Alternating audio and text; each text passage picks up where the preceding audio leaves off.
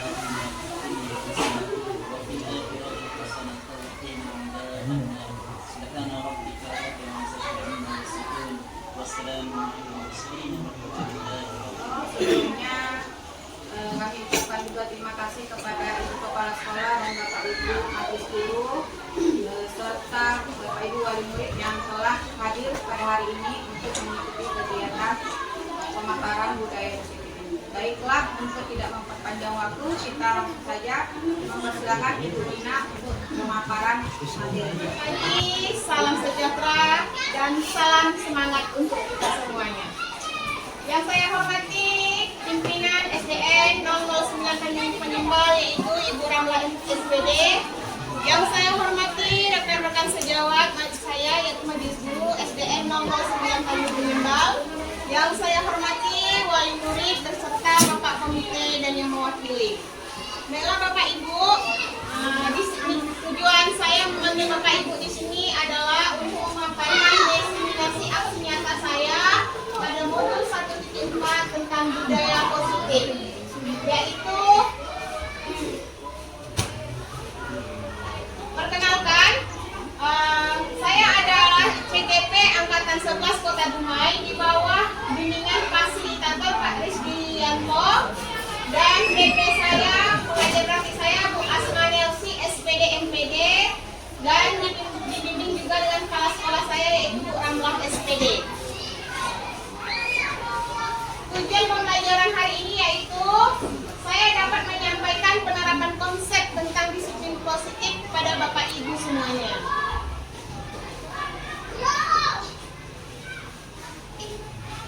Nah, Bapak Ibu membahas dengan disiplin positif. Yang berhubungan dengan positif ini pasti bergabung yang kita pikirkan adalah hal-hal yang baik ya Ibu, namanya positif ya kan. Nah, di sini apa itu budaya positif? Budaya positif adalah nilai-nilai, keyakinan atau kebiasaan yang ada di sekolah yang berpihak kepada murid, serta yang menjadi pribadi yang kritis, penuh hormat dan bertanggung jawab. Nah, di sini seperti ini Bapak Ibu. Budaya positif yang ada di sekolah kita ini adalah budaya positif yang kita terapkan kepada siswa kita di sekolah yang nilainya akan menjadi siswa itu berpikir kritis, bertanggung jawab, sopan santun, dan Bapak Ibu sebagai wali murid harus tahu itu gitu. Apa sih yang dididik oleh guru-guru SD 09 Tanjung Penimbal ini kepada anak saya gitu. Dan sebagai seorang guru, apakah yang harus kita didik untuk anak demi masa depan generasi emas bangsa? Maka dari itu Bapak Ibu, budaya positif sangatlah penting untuk dibangun di lingkungan sekolah karena dapat menumbuhkan karakter siswa sebagai fondasi utama untuk menciptakan lingkungan belajar yang mendukung motivasi siswa, yang muncul motivasi internalnya. Artinya begini, dengan adanya budaya positif yang diajarkan oleh guru-guru di sekolah, jadi anak kita itu di rumah termotivasi dia. Oh, saya ingin ke sekolah setiap hari, saya ingin belajar gitu. Saya semangat loh belajar dengan ibu guru gitu. Jadi Bapak Ibu wali murid nampak gitu, oh ternyata benar loh di sekolah ini telah tertanam budaya positif itu ditanamkan oleh guru kepada anak saya. Dan guru-guru dengan semangatnya anak belajar ke sekolah, maka mereka sudah berhasil menanamkan budaya positif tersebut. Misalnya salah satunya seperti tiket kelas. Nah, Bapak Ibu wali murid, pernah nggak anaknya ngomong, "Ma, hari ini saya tiket kelas loh, Ma, harus datang pagi." Pernah nggak gitu? Atau Bun gitu. Nah, atau Bapak Ibu gurunya pernah nggak bilang anak membuat jadwal piket di kelas? Ada Bapak Ibu? Nah, apa tujuan Bapak Ibu membuat jadwal piket di kelas? Untuk apa? Supaya anak itu mengingat tugasnya. Iya, benar sekali Bu Meti. Tujuannya bertanggung jawab. Kita mengajarkan karakter siswa kita untuk bertanggung jawab. Nah, ada nggak dampaknya ke anak itu memiliki kesadaran tidak? Ternyata ada beberapa anak itu dia bilang sama Bunda, hari ini saya piket kelas loh Bunda, saya harus datang pagi. Nah, ternyata kita tidak sadar anak kita itu sudah memiliki tanggung jawab. Nah, sudah muncul salah satu karakter generasi emas anak kita.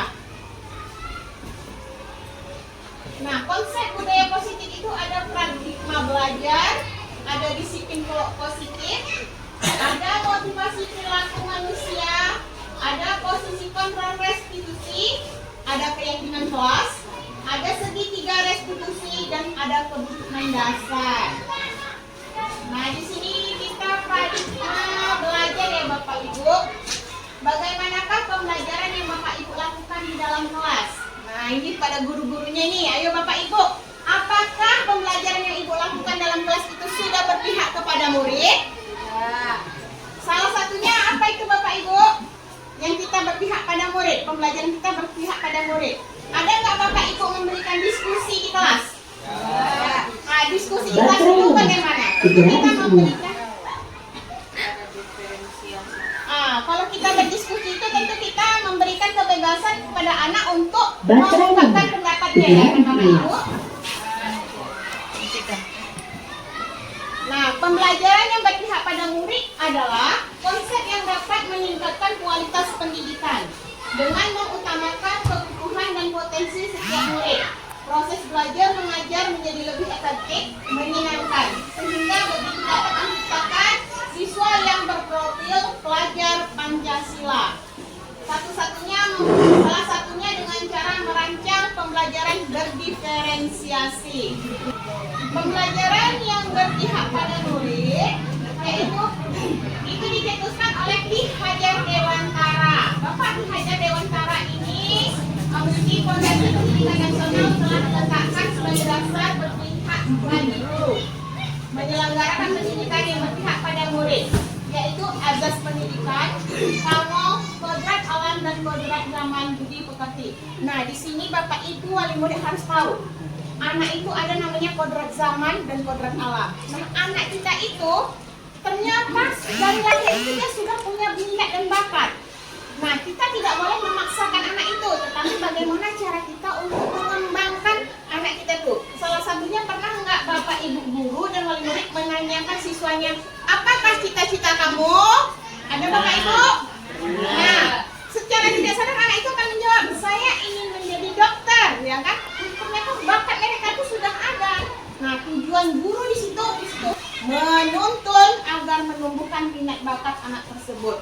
Jadi selama ini kita selalu persepsi, oh seorang guru kamu harus pintar, kamu harus bisa, kamu harus cerdas, dan itu memaksa hati nurani anak itu, kodrat alamnya. Dia tidak bisa seperti itu. Saya tidak bisa matematika loh, Bu. Saya hanya bisa menggambar.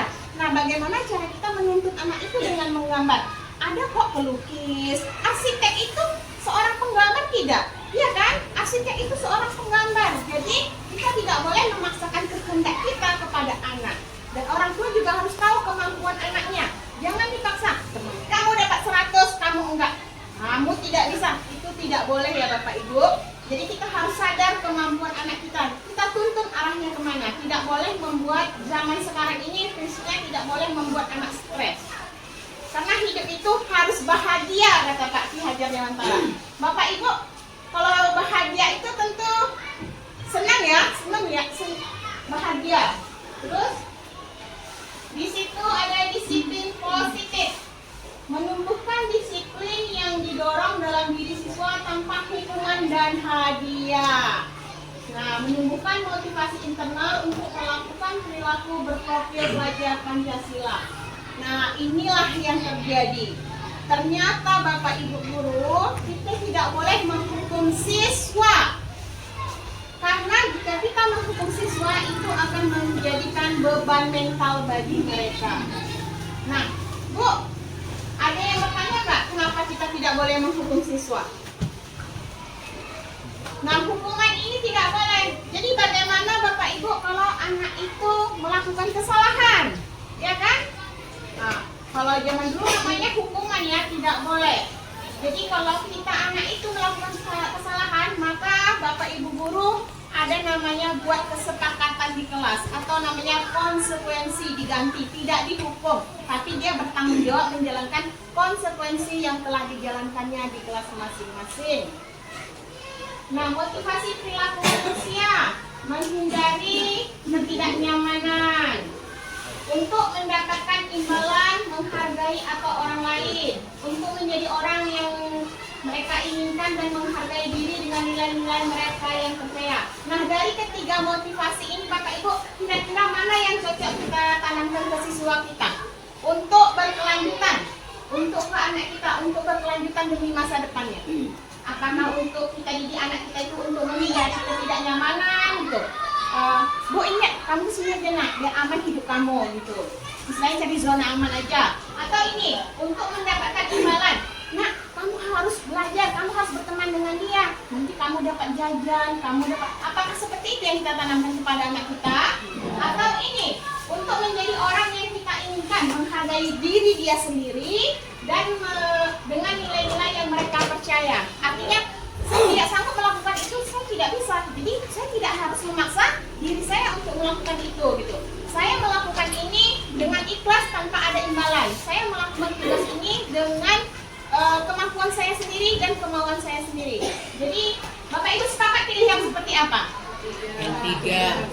Yang ketiga ya, untuk menjadi orang yang mereka inginkan ya. Ya, kita juga ingin menjadi orang yang kita inginkan. Kita tidak mau menjadi seperti orang lain. Mulai dari sekarang Bapak Ibu, ayolah jadilah diri sendiri. Inilah aku dan jangan malu dengan diri sendiri. Yang kelima, kebutuhan dasar. Nah, kebutuhan ternyata kita ini punya 5 kebutuhan dasar loh Bapak Ibu. 1, bertahan hidup. Ayo bertahan hidup ini. Bukan makan ya. Makan salah satu ya Bapak Ibu, bertahan hidup. Nah, salah satu makan juga bertahan hidup. Bertahan hidupnya dengan membimbing mental kita dari hal-hal yang negatif. Jadi kita harus berpikir positif. Cinta dan kasih sayang. Ini Bapak Ibu. Kita ini biar bahagia kita harus butuh cinta dan kasih sayang. Kesenangan, penguasaan dan terakhir kebebasan.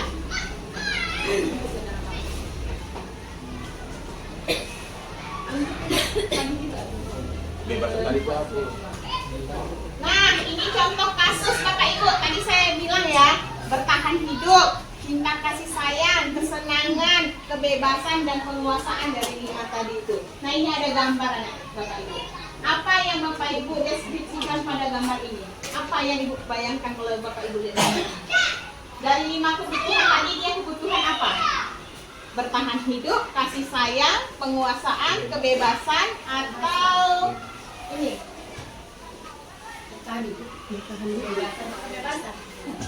Apa itu? Itu gambar anak yang ini, anak sekolah yang jajan di kantin sekolah. Dan ada satu anak, dia itu tidak berpakaian sekolah, dia jajan di sekolah gitu. Dia mau rasanya itu dia pilih apa di sekolah itu? Kan itu berpakaian sekolah itu Bapak Ibu. Apa itu? Hah? Berarti dia ingin kebebasan ya kan?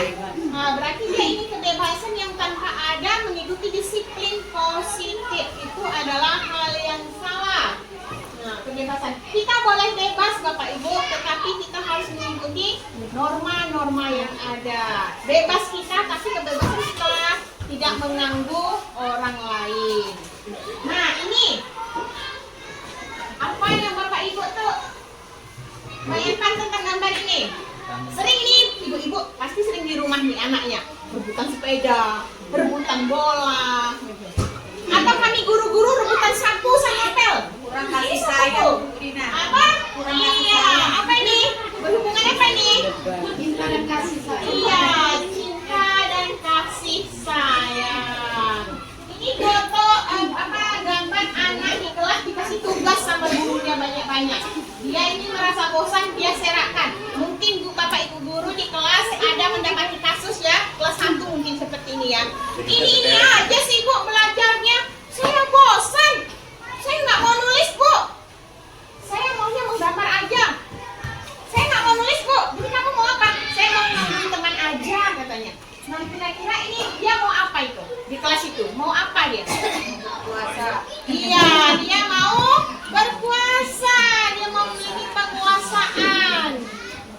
Bu Ibu, terkadang guru tidak menyadari perilaku yang tidak baik dari siswa pasti memiliki alasannya. Oleh sebab itu, kita sebagai guru memperhatikan dan memenuhi kebutuhan dasar siswa agar terciptanya budaya positif di sekolah. Ingat ya Bapak Ibu, tidak ada siswa yang nakal, tidak ada siswa yang bodoh, dan tidak ada siswa yang tidak bisa. Yang ada hanya siswa yang belum mampu mengontrol dirinya sendiri, belum mampu menguasai emosinya sendiri. Itu bahasa halusnya, bukan nakal. Nah, positif controlling restitusi itu ada sebagai penghukum. Salah satunya seorang guru. Di mana posisinya sebagai penghukum? Penghukum ini. Kamu tidak buat PR, kamu cuci WC sekarang. Itu adalah posisi guru sebagai penghukum. Nah, dampaknya kepada anak apa? Bisa satu, bisa efek jerak. Yang kedua, bisa buat anak itu down. Baru membuat rasa bersalah. Salah satunya seperti ini contohnya ya Bapak Ibu di kelas kita sering ini. Gara-gara kamu nih teman kamu nggak belajar. Coba kamu tadi datangnya tepat waktu. Pasti kelas ini akan belajar dengan rapi, dengan baik dan disiplin. Karena kamu datang terlambat, ibu nggak mau ngajar teman kamu lagi ini. Jadi dia merasa bersalah tidak? Nah, ada anak sebagian dengan rasa bersalah dia akan menangis dan dia akan mentalnya akan down. Terus dia apa? Dia tidak bersemangat lagi kan? Hari itu dia akan lebih baik saya pulang daripada saya belajar. Apalagi efek dari siswanya, temannya, dia akan kena bully. Pasti banyak, kata banyak. Sering dia Bu, sering. Nah, sebagai teman, Bapak Ibu guru, posisi kita itu adalah sebagai teman. Sebagai teman gimana? Banyak anak itu buat masalah. Kita pernah nggak pegang bahu anak itu? Nah, kamu kenapa? Apa masalah kamu? Ada nggak Bapak Ibu lakukan seperti itu pada anak yang melakukan kesalahan? Atau Bapak Ibu bilang, kamu ini ya bandel sekali, kamu aja yang buat masalah gitu ya kan? Nah, kita pegang. Kita pegang tuh. Baru, nah apa masalah kamu? Coba cerita sama ibu. Nah, sebagai pemantau, kita pantau saja, namanya pemantau ya Bapak Ibu. Kita lihat apa masalahnya, kenapa dia melakukan hal itu. Dan sebagai manajer. Nah, sebagai manajer itu dialah sebagai sistem kontrol di situ Bapak Ibu. Dia tanya kenapa, permasalahannya di mana. Nah, ini salah satunya ya Bapak Ibu. Pernah dihukum guru di sekolah enggak? Nah, pernah lah ya. Kita dulu gitu. Saya juga dulu pernah loh Bapak Ibu waktu di zaman saya dihukum. Tidak bisa disamakan lagi ya sekarang. Nah, seperti inilah Bapak Ibu. Dia beranggapan enak dihukum daripada saya jadi pengkhianat. Ini apa? Sosialisasi berkawan. Ayo kita cabut. Ayo kita ini. Rupanya nanti kawannya kena hukum. Aku enggak lah. Daripada aku itu mending aku. Jadi seperti itu. Nah, kalau sekarang nggak bisa lagi. Nah, di sini disebut posisi kontrol penghukum karena biasanya lebih kepada bagaimana guru memberikan hukuman sebagai konsekuensi dari perilaku negatif yang dilakukan oleh siswa. Nah, mulai dari sekarang, ayo Bapak Ibu, hilangkan menghukum siswa. Kita tidak boleh memberi hukuman kepada siswa, tetapi kita hanya boleh kasih konsekuensi.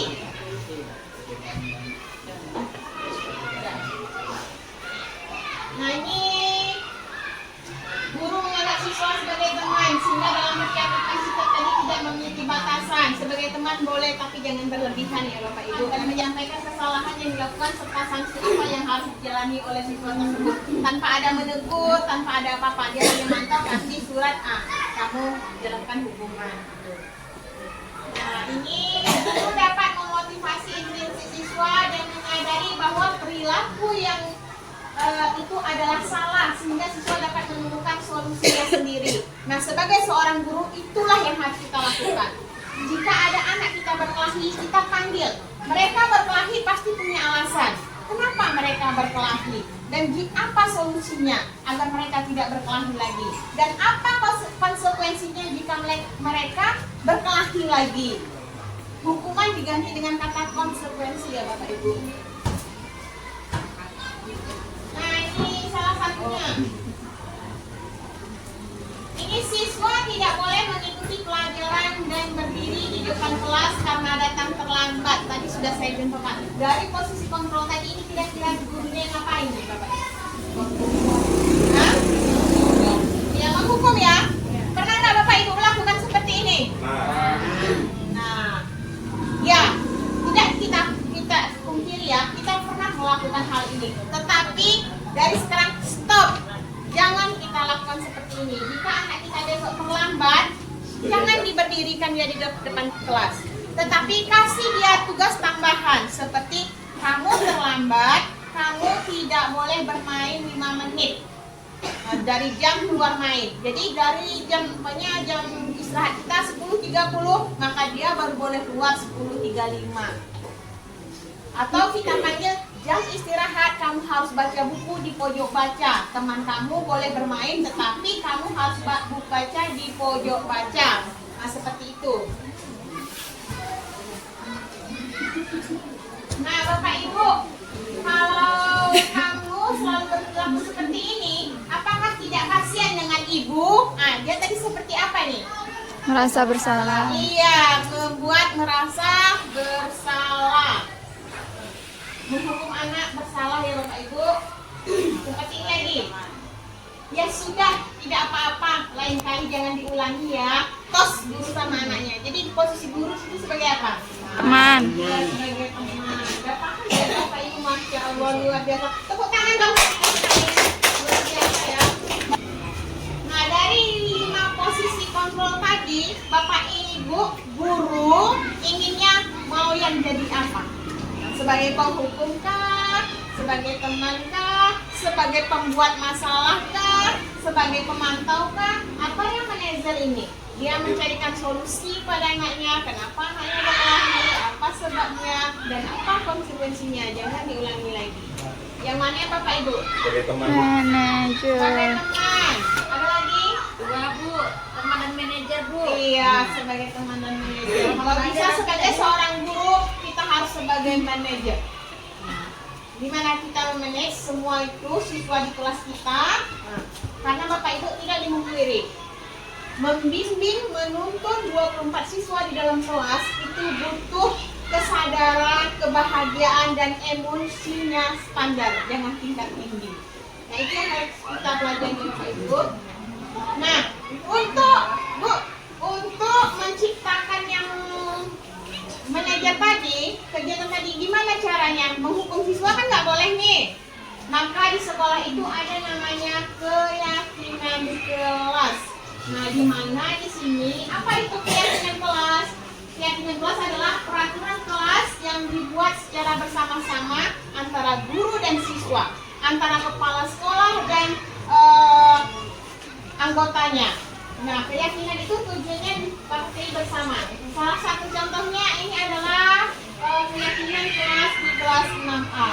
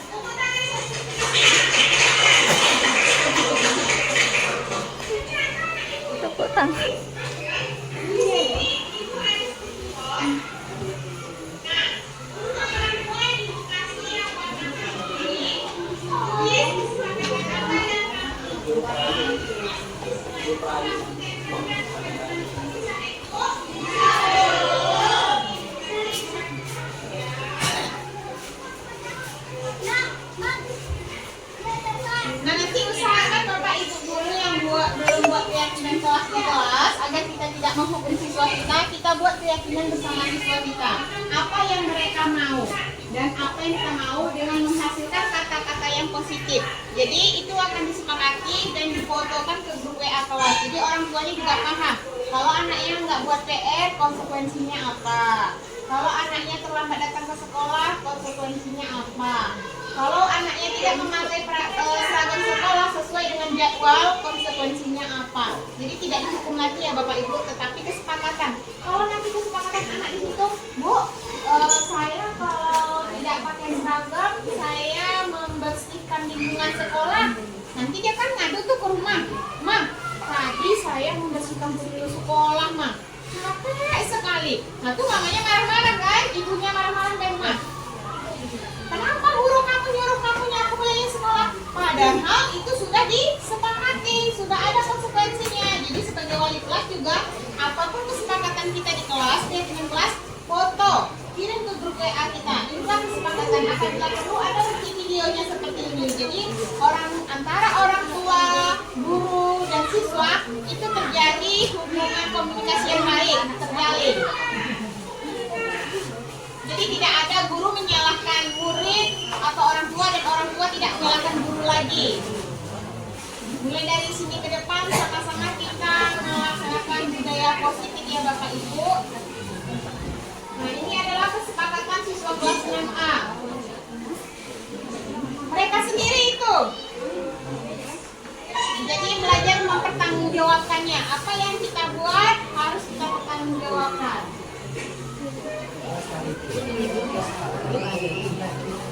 Ya, kesepakatan itu dibuat anak itu sendiri, Pak. Jadi kalau anak itu tidak buat PR atau apa, kan mereka sudah bukti, ada buktinya mereka berbuat. Dan mereka harus bisa belajar bertanggung jawab. Harus bisa mandiri dengan apa yang mereka ucapkan, dengan mereka katakan, dengan apa yang mereka lakukan. Harus menjadi diri mereka sendiri. Itu tujuannya.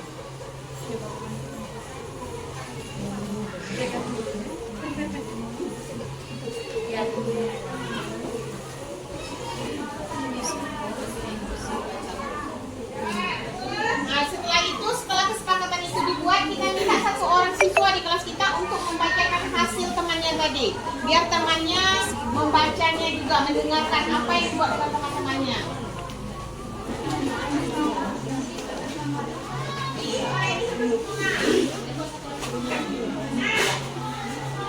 Nah, setelah anak itu buat kesepakatan, kita harus simpulkan.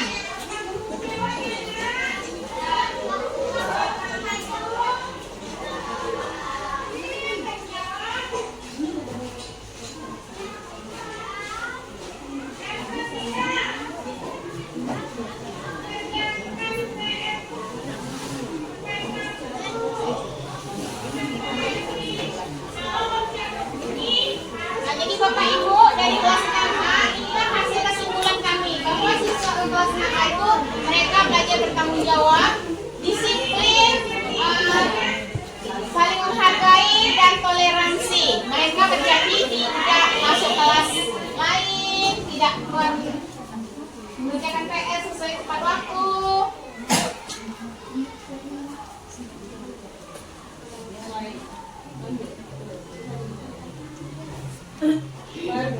Nah, langkah-langkah gimana cara membuat keyakinan kelas? Langkah-langkahnya siswa menuliskan keyakinan atau nilai kebajikan yang diyakini. Nah, apa siswa itu mau apa tadi, dan siswa itu tadi kan Bapak Ibu. Baru siswa mengulas kembali keyakinan yang sudah ditulis dengan dibimbing guru. Yang tadi anak kita panggil satu orang anak untuk membacakan hasilnya. Baru siswa mengelompokkan keyakinan kelas sesuai dengan kebajikan. Tadi di kelompok-kelompokkan ada beberapa siswa yang menyatakan harus piket, harus datang tepat waktu, terus harus mengembalikan barang pada tempatnya. Baru itu bersama siswa dan guru mengubah keyakinan kelas menjadi kalimat positif dan mudah diingat. Tadi kan bahasa anak itu ya Bapak Ibu. Kalau bahasa anak dia suka-suka aja. Kita rubah bahasanya biar itu lebih dimengerti dan bernilai positif. Baru mengecek kembali dan menyepakati keyakinan kelas bersama-sama. Nah, setelah itu, orang tuh kita harus kirim ke grup kelas. Jadi orang tua juga harus terima keyakinan itu karena anaknya sendiri, guru dan siswa buat bersama-sama ya Bapak Ibu.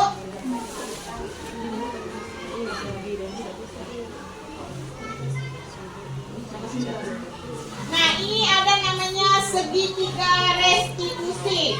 Yang pertama yaitu stabilkan identitas. Yang kedua, validasi tindakan yang salah. Sedangkan yang ketiga, menanyakan keyakinan.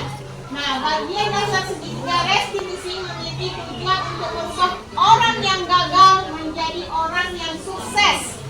Menciptakan kondisi untuk siswa dengan muncul motivasi internal. Sehingga siswa itu menyadari kesalahannya dan menjadi lebih baik dan berkarakter yang lebih baik pula. Nah, salah satu contoh segitiga restitusi ini seperti ini ya Bapak Ibu, ada videonya. Salah satunya yang sudah kita laksanakan di sekolah.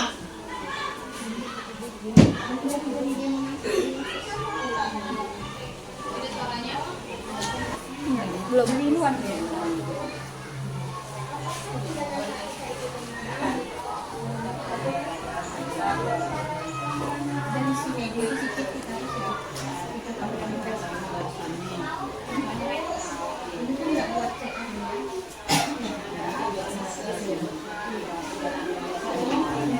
Nggak dengar. Ini ngapa? Pegang dulu. Nah Bapak Ibu, tadi kan kita sudah buat keyakinan kelas tuh.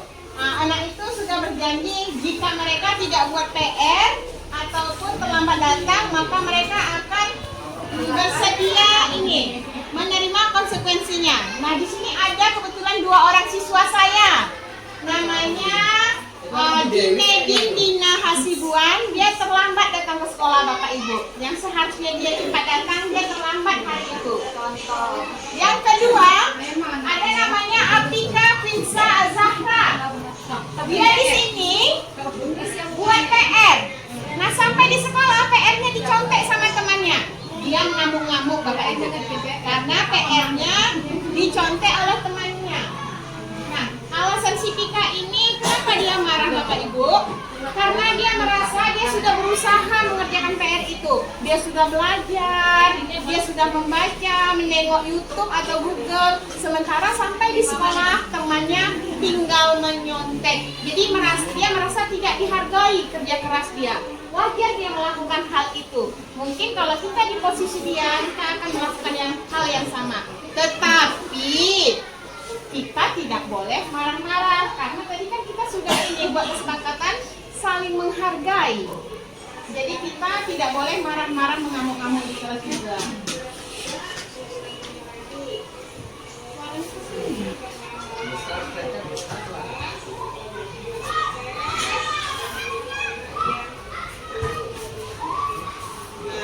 Jangan lupa Bapak Ibu, setelah kita memberikan arahan pada siswa, jangan lupa kita memberikan motivasi berupa doa. Ibu atau Bapak doakan anak Ibu menjadi anak yang soleh, anak yang sukses, dan pribadi yang baik. Karena ucapan yang baik-baik itu akan menjadi doa yang baik. Tapi di sini siswa ini dia sadar dengan kesepakatan kelas yang dibuat. Maka di sini dia memiliki sikap bertanggung jawab. Oke Bu, siap. Saya mengakui perbuatan saya tidak benar karena datang tidak tepat waktu. Mulai besok saya akan datang tepat waktu dengan cara bangun lebih pagi, kata dia kan. Terus dia menghidupkan alarm. Terus tidurnya tepat waktu juga. Ya Bapak Ibu, jangan lupa kita tetap harus memberikan ucapan di akhir-akhirnya itu kata-kata yang baik kepada siswa kita.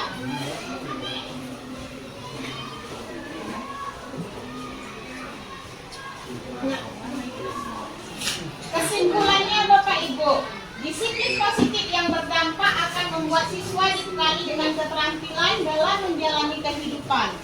Salah satunya adalah tentang bagaimana mereka mengatur diri, waktu, taat pada peraturan, dan lain sebagainya. Meningkatkan kompetensi dan kepercayaan diri siswa untuk menghadapi tantangan. Nah, dengan begitu kita akan menciptakan siswa yang pantang menyerah, berani, menjadi diri sendiri, dan bertanggung jawab tanpa ada beban. Karena salah satunya cukup satu, kata Ki Hajar Dewantara, hidup harus bahagia. Jadi kita bagaimana menciptakan bahagia itu? Senang sama senang ya Bapak Ibu. Oke. Nah, dengan menciptakan disiplin positif akan membawakan perubahan yang lebih baik pada diri siswa, memperkuat karakter berprofil pelajar Pancasila dan menjadi pembelajaran penghayat. Ya, dari pemaparan dari Ibu Dina Servita Tarigan, kita buka sesi tanya jawab ya Bapak Ibu. Boleh bertanya bagi Bapak Ibu, ada yang ingin ditanyakan silakan. Atau selain bertanya bisa juga memberikan masukan. Ya, mana tahu masukan-masukan itu bisa bersifat membangun ya. Jadi bisa ditambahkan untuk kedepannya nanti ya Bu Dina. Iya. Silakan Bapak Ibu. Ada Bapak Ibu? Apakah Bapak Ibu semuanya setuju tentang budaya positif tadi? Setuju. Ada yang mau bertanya Bapak Ibu atau memberikan masukan? Masukan bertanya ya. Oke. Itu kan Bu Aika sebagai pengelola kelas. Iya. Kita berjumpa dengan anak setiap hari ya. Iya. Bahkan guru bidang studi yang masuk 10 kali itu, berarti kami juga disampaikan kesepakatan kelas yang ada itu. Dan kami juga tahu berganti dia masuk di kelas ini. Oh iya, terima kasih Pak Jun. Bagus, sangat bagus ya masukan dari Pak Jun bahwa kesepakatan kelas itu bukan hanya untuk guru dan wali kelas saja, tetapi termasuk bidang studi yang ada di dalamnya. Siap Pak Jun, terima kasih atas arahannya. Terima kasih Pak Jun. Baik Bapak Ibu, apakah Bapak Ibu guru SDN 009 Tanjung Penyembal setuju untuk melaksanakan budaya positif? Ya, kita wajib melaksanakan budaya positif untuk membangun karakter siswa menuju generasi emas. Nah, Ibu wali murid, Bapak wali murid, apakah setuju jika anaknya berkesepakatan di sekolah? Iya.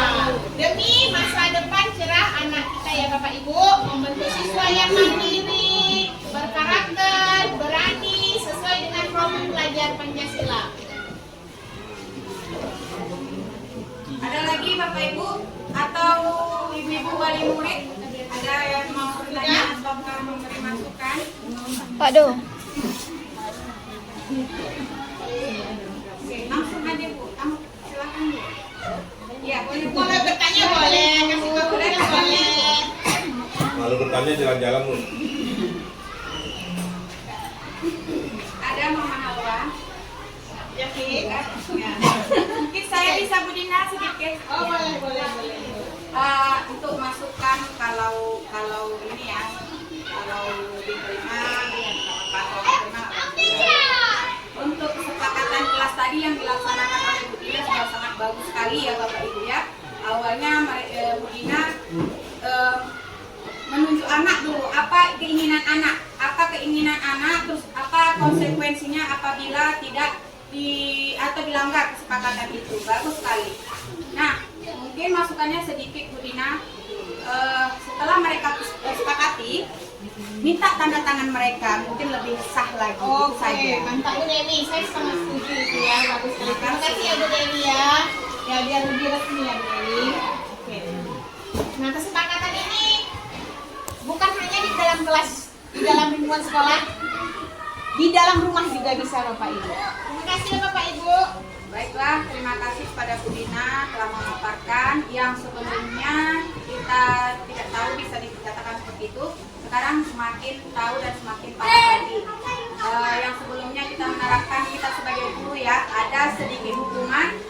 Setelah pemaparan ini, insya Allah kita perbaiki ke depannya, yang mana hukuman kita ganti sama konsekuensi yang bersifat positif.